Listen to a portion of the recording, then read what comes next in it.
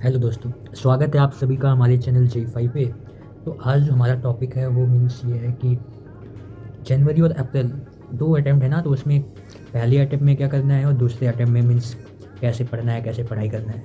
तो सबसे पहली चीज़ तो जो जेई का एग्ज़ाम है, आप सभी को ये समझना होगा कि कोई डिफ़िकल्ट एग्ज़ाम नहीं है, बस आसान एग्ज़ाम है। ऐसा मैं क्यों कह रहा हूँ कि आप इस बात पर ध्यान दीजिएगा कि 15 लाख या 15 लाख से कुछ कम बच्चे एग्ज़ाम को देते हैं, और अगर आपके 90 100 नंबर भी है ना, तब भी आपकी रैंक 1 लाख से कम में आ जाती है। इसका मतलब क्या है कि पढ़ने वाले बच्चे बहुत कम हैं। इसलिए आपको ये समझना होगा कि आप एग्ज़ाम आसानी से निकाल सकते हैं। अब रही बात कि जो जनवरी का अटैम्प्ट जो 20 दिन बाद आने वाला है, तो उसमें क्या करना है, मीन्स वो अटैम्प्ट में अगर क्या हमें दिमाग में रख के जाना है, तो सबसे पहली चीज़ जनवरी अटैम्प्ट उनके लिए ज़्यादा सही है जिन्होंने मीन्स किया है कि तैयारी शुरुआत से करते हुए आए हुए हैं। क्योंकि अब बस एग्ज़ाम देने का समय है। अब क्योंकि बहुत सारे बच्चे ऐसे भी हैं जो अभी स्टार्ट कर रहे हैं, अभी सोच रहे होंगे कि हाँ, हम जेईई का एग्ज़ाम दे दें। ऐसा मैं क्यों कह रहा हूँ, क्योंकि ऐसा इसलिए क्योंकि कुछ लोग को होता है कि पता नहीं जानते नहीं हैं जेईई के बारे में। तो उन्हें लोगों से पता चलता है कि जेईई का एग्ज़ाम होता है, तो वो सोचते हैं कि ठीक है, सुनने में आता है कि हाँ, वो फॉर्म भर रहा है तो मैं भी फॉर्म भर देता हूँ। तो उनके लिए ये जनवरी वाला अटैम्प्ट उतना वो कारगर नहीं है, क्योंकि उन्होंने पढ़ाई लिखाई नहीं की हुई है। हाँ, लेकिन दूसरी चीज़ ये है कि अगर आपने ऐसा ऐसा केस है आपका, तो आप ऐसा मत सोचिएगा कि मैं पेपर नहीं दूँगा। जब आप पेपर देंगे ना, तो आपको पता चलेगा कि मीन्स कैसे पैटर्न है, कैसा पेपर आता है। अब दूसरी चीज़, जनवरी और अप्रैल अटेम्प्ट में दोनों में डिफरेंस सबसे ज़्यादा ये है ना, जनवरी अटेम्प्ट में ऐसा होगा कि आपके कम नंबर पर ज़्यादा परसेंटाइल आएगी, और अप्रैल में यही नहीं होगा। वहाँ पे क्या होगा कि ज़्यादा नंबर पर कम परसेंटाइल आएगी। ऐसा इसलिए ना, क्योंकि जनवरी में ना बहुत बच्चे पेपर नहीं देते हैं एज़ कम्पेयर टू अप्रैल। अप्रैल में ऐसा होता है कि जब बोर्ड का एग्ज़ाम खत्म हो जाता है, तो बोर्ड वाले जो बच्चे होते हैं ना, वो भी अप्रैल में फॉर्म भर देते हैं। तो यही होता है केस कि जो जनवरी वाले जो अटैम्प्ट होता है ना, तो उसमें कम बच्चे पेपर देते हैं एज़ कम्पेयर टू अप्रैल। तो इस बात का ध्यान रखना। दूसरी चीज़, जिन बच्चों की तैयारी बहुत अच्छी है, मीन्स ये है कि उन्होंने 70-80% अपना सिलेबस कंप्लीट कर लिया है, उनके लिए ना जनवरी वाला अटैम्प्ट ही फाइन होना चाहिए। ऐसा क्यों ना, क्योंकि अगर आपका फाइन जनवरी वाला अटैम्प्ट अच्छा हो गया ना, तो आपके पास 3-4 महीने होंगे जम के एडवांस की तैयारी करने के लिए। अगर मान लो आप किसी भी तरीके से अगर जनवरी का अटैम्प्ट नहीं सही हुआ, तो फिर आपको फिर एक वो रहेगा ना कि हाँ, अभी मेरे को अप्रैल में जेईई मेंस में भी अच्छा करना है। अगर आपने जनवरी में ही ना अच्छा कर लिया ना, तो आपको अंदर से एक सेटिस्फैक्शन होगा कि मीन्स मेरे पास एक एनआईटी तो है ही है ना। तो यही चीज़ का ध्यान देना है आप लोगों को कि जिन बच्चों की तैयारी बहुत अच्छी है, तो जनवरी अटैम्प्ट में ही अपना 100% देने की कोशिश करें। और बाकी जिनकी तैयारी अच्छी नहीं है, वो ऐसा मत करें कि हमको पेपर नहीं देना है। उन्हें पेपर देना है, पर ऐसा करना है कि मीन्स पेपर दे के आए, उन्हें समझना है कि हाँ, मैंने क्या गलतियाँ की, मीन्स एनालाइज़ करना है कि हाँ, ऐसा पेपर आता है, मैंने क्या नहीं पढ़ा था, क्या मेरे को आता था। मीन्स ये है कि एनालिसिस केवल उसी को नहीं करना है जिसके कम कम पढ़ के जाता है, उसको भी करना है जो पेपर जो अच्छे से भी पढ़ के गया था, उसका पेपर भी अच्छा हुआ है। क्योंकि मेंस और एडवांस में ज़्यादा कोई डिफरेंस नहीं होता है, दोनों पेपर लगभग सेम है। बस थोड़ा सा ये है कि एडवांस में थोड़ा थिंकिंग, सोचने को और मीन्स वो प्रमोट किया जाता है, और कुछ नहीं है।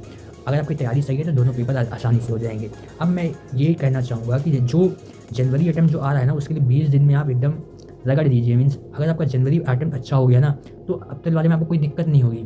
मीन्स ऐसा क्यों, ऐसा इसलिए क्योंकि जनवरी में हो गया, तब आपके पास रहेगा कि हाँ, अब जनवरी में अब तो हो गया है, बस 4 महीने हैं, आसानी से। मीन्स तब आपको कोई टेंशन नहीं होगी। क्यों, अगर आपका जनवरी खराब हुआ तो आपको टेंशन ज़्यादा होगी। बाकी जिसने नहीं पढ़ाई किया है, अभी भी आपके पास समय है, आप जनवरी से लग जाइए। मान लीजिए जनवरी अटेम्प्ट आपका अच्छा नहीं होता है, तो अप्रैल अटेम्प्ट में आपको 3-4 महीने मिलेंगे, आप उसमें भी बहुत समय आप उससे निकाल सकते हैं। अब दूसरी चीज़ की पढ़ना कहाँ से है, तो जो मेरा पर्सनल एक्सपीरियंस है, आज के ज़माने में ऑनलाइन पीडब्ल्यू से बेहतर कोई और है ही नहीं। आप मैं तो यही कहूँगा कि अगर आप बैच नहीं खरीद सकते, तो आप यूट्यूब पे और पीडब्ल्यू के इतने सारे वीडियोस पड़े हुए हैं ना, आप उससे पढ़िए। और मैं तो उन बच्चों को ये कहूँगा जो मान जिसने केवल बोर्ड तक की पढ़ाई किया था ना अभी, तो उनके लिए मैं ये कहूँगा कि ना वन शॉट देखें और क्वेश्चन लगाएं। कि बोर्ड और जेईई मेंस में फिजिक्स में ज़्यादा कोई अंतर नहीं होता है, मेन बात बस मैथ में होता है। ऐसा इसलिए ना, क्योंकि केमिस्ट्री में तो वही जो एनसीईआरटी रहती है ना ऑर्गेनिक वाली, वही उठा के दे देते हैं। तो इसलिए फिजिक्स केमिस्ट्री अगर आपने बहुत अच्छी कर ली ना, मान लीजिए आपने तैयारी नहीं किया 2 साल, तो आप तब भी अंत में आकर जेईई में अच्छा कर सकते हैं। और मैं कह रहा हूँ, अगर आप 300 में 120 नंबर भी आ गए ना, तब भी आपका परसेंटाइल 90 के ऊपर होगा। इसलिए इस बात का ध्यान रखिए। जेईई कोई टफ एग्ज़ाम नहीं है, बस आपको पेपर सॉल्व करना। देखिए, आएगा 300 नंबर का, 100 फिजिक्स, 100 केमिस्ट्री, 100 मैथ। अगर आपको मैथ बिल्कुल भी नहीं आती, तब भी छोड़िए, हटा दीजिए। आपने केमिस्ट्री अच्छा कर लिया, मान लीजिए आपने केमिस्ट्री बहुत अच्छी है आपकी, आपने 90 पा लिया। फिजिक्स भी आसानी आती है, ज़्यादा टफ नहीं आती है, 80 हो गया। 90-80 कितना होता है? 170। 170 में आपकी 99 परसेंटाइल आराम से बन सकती है, अगर आपकी नसीब कठिन रही तो। ये मैं कह रहा हूँ, ऐसा तो है नहीं कि आप मैथ में सब क्वेश्चन टफ ही आते हैं। 25 में से 5 सवाल तो ऐसे होते हैं जो आप आसानी से कर सकते हैं।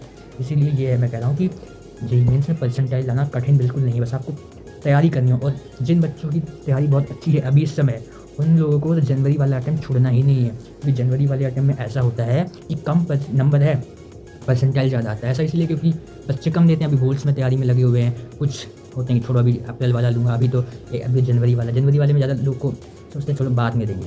तो इस चीज़ का फ़ायदा आपको उठाना है, क्योंकि जनवरी अगर आपका अच्छा हो गया ना तो फिर आपके लिए स्मूथ हो रहेगी एक चीज़ के तरीके से, क्योंकि अप्रैल में आपको इतना टेंशन नहीं, बच जाओगे ऐसे ही मज़े के लिए पेपर देने। तो इस बात का ध्यान रखो कि जिन बच्चों की तैयारी बहुत अच्छी है वो अपने जनवरी अटैम्प्ट को ही फाइनल अटैम्प्ट समझें, और जिन बच्चों की तैयारी अभी नहीं है उनको निराश नहीं होना है। उन्हें क्या करना है कि यही है कि जनवरी वाले अटैम्प्ट में पेपर अच्छे से देना है, और 4 महीने हैं वो अपना अप्रैल वाला अटैम्प्ट अच्छे से दें, और जेईई आसानी से निकल सकता है और क्लास 12 के साथ ही निकल सकता है। इसलिए इस बात को ध्यान रखिए कि अगर अभी तक आपने कुछ नहीं पढ़ा है तब भी आपके पास 4 महीने हैं।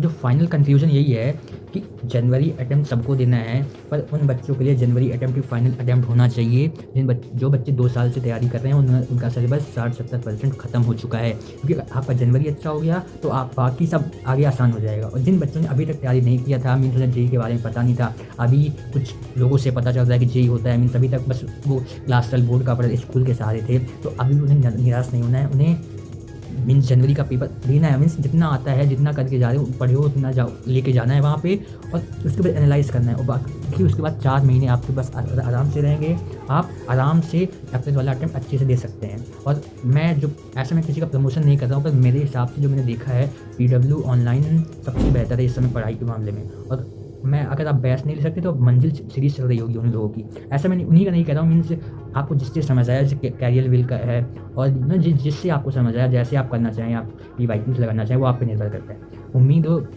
है आपको ये वीडियो पसंद आया होगा। अगर आपको ये वीडियो पसंद आया तो लाइक शेयर सब्सक्राइब करना मत भूलिएगा। मिलते हैं नेक्स्ट वीडियो में। Thank you.